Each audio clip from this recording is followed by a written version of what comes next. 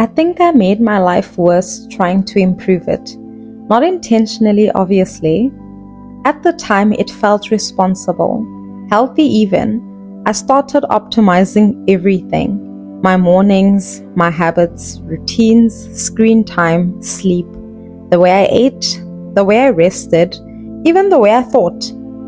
Every part of my life became something to refine, and for a while it felt good. There's something comforting about believing your life is only a few better habits away from finally becoming manageable. Like if you just wake up earlier, drink enough water, fix your attention span, stick to a routine, become more disciplined, suddenly you'll arrive to yourself.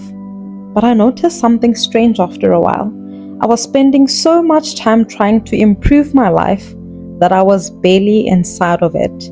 Everything became performance data. A walk wasn't just a walk anymore. It was good for my mental health.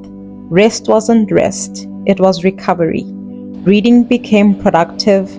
Cooking became mindful. Journaling became self-development.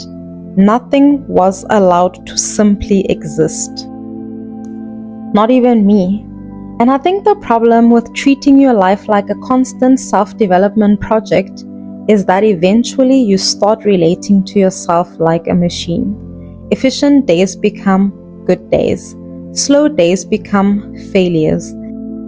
You begin measuring your worth by output without even realizing it, which is slightly absurd when you think about it, because trees are not productive every day. The ocean does not apologize for being still. Even the sky changes its mind constantly. But somehow, we as human beings decided that every day of our lives should justify itself. And if it doesn't, we panic. I used to feel guilty for ordinary days, or so we call them. The kind where nothing memorable happened. No breakthrough, no deep conversation, no accomplishment, no beautiful cinematic moment where I just stare out of a window, realizing something profound about existence. It's just a Tuesday. I thought those days meant I was wasting my life.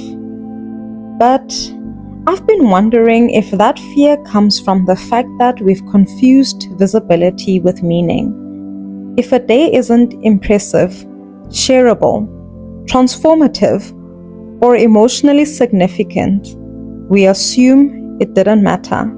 But most of human life has never really looked remarkable.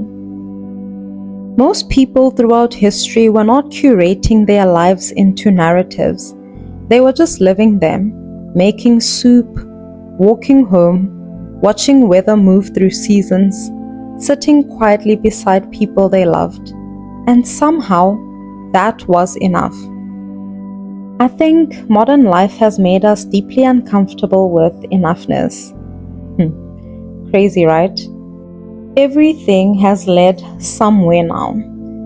Every hobby should become income. Every talent should become content. Every hour should become optimization. Even rest has become strategic. Take a break so you can be productive again. Not because you are a person, not because you are tired, not because your mind deserves silence sometimes, but because exhaustion is only acceptable if it eventually improves performance. And honestly, optimization became extremely tiring, not just physically, emotionally, and mentally. I was getting tired of monitoring myself constantly, tired of feeling like a badly managed project, tired of treating my own humanity like something that needed correcting all the time. Because some days are just not meaningful. Some days are flat. Some days are emotionally beige, as we would call them. You lose your keys, reply to emails, forget what day it is around 2 p.m., stand in a grocery store aisle thinking about absolutely nothing. And those days are not failures. I think they're just structurally necessary, like the plain parts of a wall that hold up windows. No one points at them, no one actually photographs them. However, without them, the entire house collapses. I expected life to feel constantly alive, but real life is quieter than that. It hums more than it shines. And maybe that's why good days feel good in the first place, because they are interruptions, light catching unexpectedly on the surface of ordinary things, a laugh arriving in the middle of a difficult week, warm air through the car window, hearing a song at exactly the right moment, coming home exhausted and still finding comfort there. Those moments do not happen because you optimized correctly. They happen because you stayed, because you kept living through the unremarkable parts long enough to encounter them. And I think there's something deeply comforting about that. The idea that your life is not failing simply because today did not sparkle. That being alive is not supposed to feel profound every second.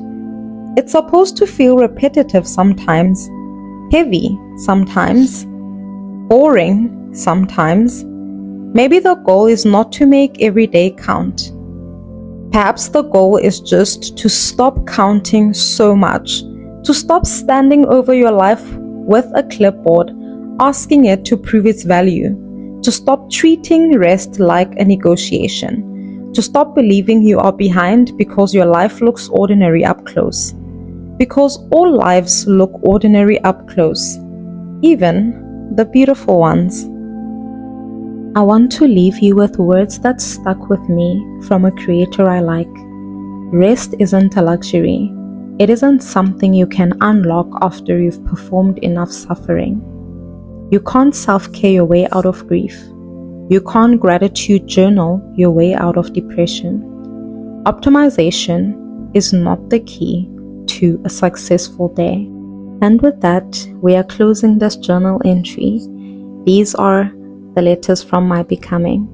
If this resonated with you, please do subscribe so that we can embark on this journey of our becoming together. Until next time, love, be.